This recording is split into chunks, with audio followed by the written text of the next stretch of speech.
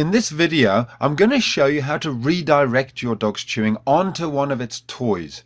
It's almost impossible to stop dogs chewing. They love it, and there's nothing wrong with it so long as they're not chewing the furniture or your possessions.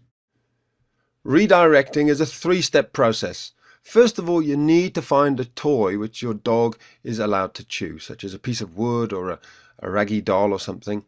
Then you take your dog by the collar, move it away, and thirdly, you give it the toy that it is allowed to chew. So there's those three steps very quickly. We'll go through them again in detail. The key is that we're not actually stopping Kenai from chewing. We're just redirecting it.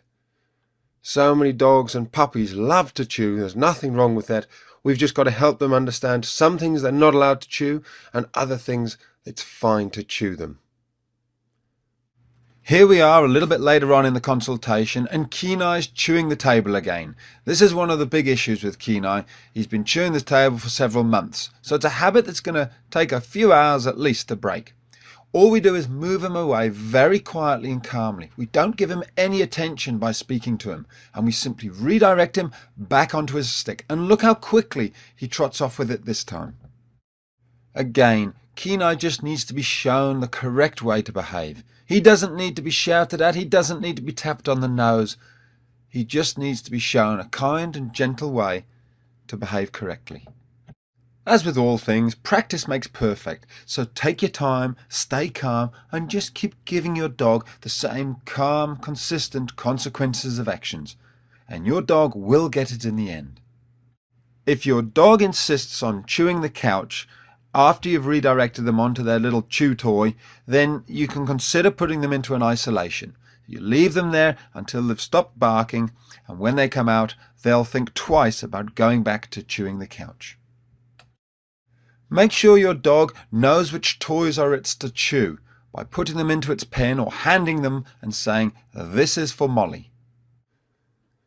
Distraction is another word for the simple method that we've just gone through.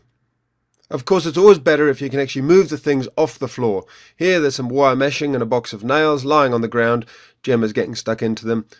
We all leave things around, but if you can move things off the ground, do that. It's so much simpler.